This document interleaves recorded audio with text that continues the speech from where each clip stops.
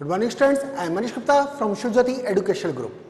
Today we will study Sociology Chapter 4, Social Changes and Development in Rural Society. So students, in this chapter we are having few topics: Introduction, Culture and Agriculture, Agrarian Structure, Caste and Class in Rural India, Impact of Land Reforms. Today we will study only Culture and Agriculture and Agrarian Structure.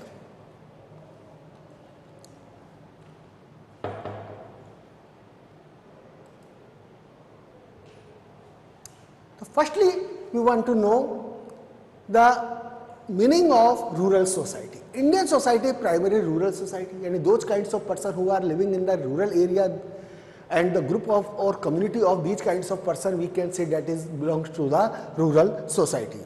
So according to 2011 census, about 68.84% of India's population lives in rural areas despite urbanization. जो population थी हमारे India की approx 68.24% lives in the rural area, यानी जो urban areas थे हमारे India के अंदर पहले काफ़ी कम थे, बाद में धीरे धीरे डेवलप हुए. तो most of the population of our country lives in the rural area and these kinds of persons do different kinds of jobs.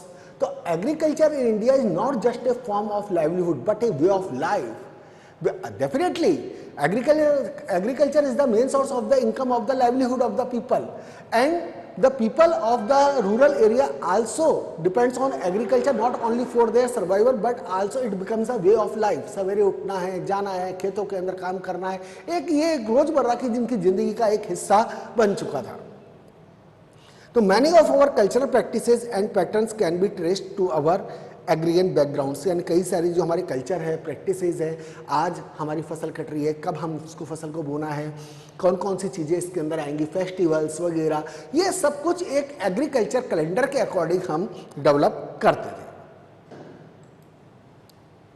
तो we have a closely interrelated structure and cultural changes. कई सारे changes हमारी society के अंदर आते गए. Just like most of the new year festivals, different regions, India shares a common pattern. अब India के अंदर, अब India is a vast country, कोई छोटा मोटा कंट्री नहीं है. तो साउथ के अंदर अलग है, तो ईस्ट में अलग है, वेस्ट में अलग है, नॉर्थ में अलग है. तो ये अलग अलग चीज़ें अलग अलग बेसिस के ऊपर डेवलप हुई थी कल्चर. जस्ट लाइक जैसे पोंगल इन तमिलनाडु, जो साउथ साइड के अंदर जो पोंगल है, जब फसल कटने का टाइम होता है तब इस फेस्टिवल को सेलिब्रेट किया जाता है. पंजाब के अंदर इसको बैसाखी के उसके ऊपर माना जाता है. आसाम के अंदर बिहू है एंड कर्नाटका के अंदर उगाड़ी है. तो ये जो चेंजेस हैं किस बेसिस के ऊपर है? एग्रीकल्चर कैलेंडर के ऊपर हैं. तो ये these festival celebrates the main harvest season, herding the beginning of a new agriculture से, यानी एक शुरुआत, यानी एक सीजन आपका पूरा हो गया, दूसरे सीजन की आप शुरुआत कीजिए. तो उसके बेसिस के ऊपर ही एग्रीकल्चर कैलेंडर आगे डेवलप होता है. अब आता है हमारा कल्चर एंड एग्रीकल्चर. तो कल्चर एंड एग्रीकल्चर ये भी आपस के अंदर रिलेटेड है. जब लोगों की फसल कटती है, उनके पास पैसा आता है, तो definitely they celebrated a lot, बहुत ज़्यादा उस चीज़ को सेलिब्रेट किया जाता है. Variation in the nature and practice of agriculture is different. Regions are reflected in the different regional culture. अब नेचर भी हर जगह क्लाइमेट एक जैसा नहीं है. किसी जगह के ऊपर लाइक हम तमिलनाडु की बात करते हैं तो वहाँ पर जो मानसून सीजन अलग है, हमारे नॉर्थ इंडिया के अंदर मानसून सीजन अलग है. तो उस बेसिस के ऊपर कल्चर भी हमारे यहाँ पर अलग अलग तरीके से रन करता है. तो और ये सारे जो रीजनल कल्चर हैं वो हमारे रीजनल प्रोग्राम्स के अंदर सेलिब्रेट किए जाते हैं या रिफ्लेक्ट होते हैं. तो agriculture is the single most important source of livelihood for the majority of the rural population. Earlier before, केवल हमारे इंडिया की बात नहीं करें, अगर हम पहले की बात करें तो पूरे वर्ल्ड के अंदर agriculture was the main source of the income of the people. अब उस बेसिस के ऊपर ये इसके एग्रीकल्चर से रिलेटेड कई सारी एक्टिविटीज़ भी ये लोग चलाया करते थे. अब एग्रीकल्चर से रिलेटेड जो एक्टिविटीज़ चला करती थी ये आपके कल्चर और एग्रीकल्चर चेंजेस के बेस के ऊपर आती थी, क्योंकि किस तरीके से कौन कौन सी चीज़ें उस आपस के अंदर कनेक्टेड है. अब rural is not just and only agriculture, यानी रूरल एरिया के अंदर केवल एग्रीकल्चर एक्टिविटीज़ ही नहीं है. एग्रीकल्चर का मतलब केवल प्राइमरी एक्टिविटीज़ से related all kinds of activities सब किसके अंदर आती हैं, आपके रूरल एरिया के अंदर आती है। यानी those kinds of activities which are related to nature, land और वाटर से जो रिलेटेड है, आपके पॉटर्स हैं, मिट्टी के बर्तन बनाने का काम करने वाले लोग भी हैं, कारपेंटर है, पेड़ों से लकड़ियाँ काटने वाले हैं, वीवर्स है, आयरन स्मिथ है, गोल्ड स्मिथ है। तो ये लोग these kinds of persons do different and different kinds of jobs to earn their livelihood. तो work and practises their skill in the rural area who were once considered part and parcel of the village economy earlier before, क्योंकि लोगों इसके अंदर काफ़ी time से involve थे, उसके basis के ऊपर उनकी स्किल डेवलप हो गई थी, उस और स्किल डेवलप होने के ऊपर वो अपने बिजनेस को भी आगे बढ़ा रहे थे, तो उससे उनकी लाइवलीहुड भी अफेक्टेड हो रही थी। यानी लाइवलीहुड अफेक्टेड का मतलब है कि आगे बढ़ रही थी। अब धीरे धीरे ये चीज़ आगे बढ़ने लगी तो कई सारी प्रॉब्लम्स उनके सामने आने लगी।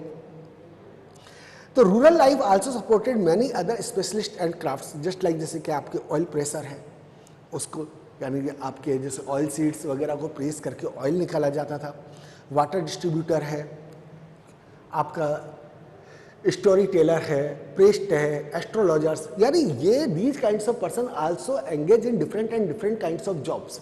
आज कोई ऑयल प्रेसर का काम कर रहा है तो वो ऑयल निकालने का काम कर रहा था, वाटर डिस्ट्रीब्यूटर अलग अलग जगह पर वाटर को पहुंचाने का काम कर रहा है, स्टोरी टेलर एक आर्ट थी जिसके बेसिस के ऊपर लोग अपनी लाइवलीहुड को अर्न करते थे, प्रेस्ट मंदिर वगैरह के अंदर आके पूजा पाठ किया करते थे, एस्ट्रोलॉजर्स। तो ये अलग अलग पर्सन जो गाँव के अंदर रहा करते थे, रूरल एरियाज के अंदर रहते थे, they were involve in various kinds of services. तो the increasing integration of the rural and urban economy have led to many diverse occupation, अलग अलग rural to non farm activities, यानी रूरल एरिया से non farm, यानी rural के अंदर जो activities चलती थी इसके अलावा ये लोग एग्रीकल्चर के अलावा नॉन फार्म एक्टिविटीज के अंदर भी ये लोग इन्वॉल्व रहते थे। तो many rural resident employed in government service, अब कहीं ऐसा भी नहीं कि बहुत सारे जो रूरल एरियाज के अंदर सारे के सारे लोग उसके अंदर इन्वॉल्व, कुछ गवर्नमेंट जॉब्स भी करते थे, जैसे कि पोस्ट एंड एजुकेशनल डिपार्टमेंट के अंदर, फैक्ट्री वर्कर्स, कोई आर्मी में जा रहा है कोई और। तो these kinds of person earn their livelihood by different and different kinds of method, अलग अलग बेसिस के ऊपर ये पैसा अपना कमाते थे। अब आता है अपना agrarian structure.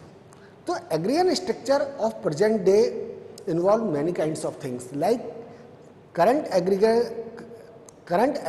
structure reveals unequal distribution of land holdings in most parts of India, yani only the few section of the society having the large amount of land, and most of the people who are living in the rural area, they are either landless or they occupy a very small amount of land. That's why these persons go for work to other peoples field, वहां पर जाकर के लोग काम किया करते थे। तो agriculture land is the single most important resource possessed by the rural society.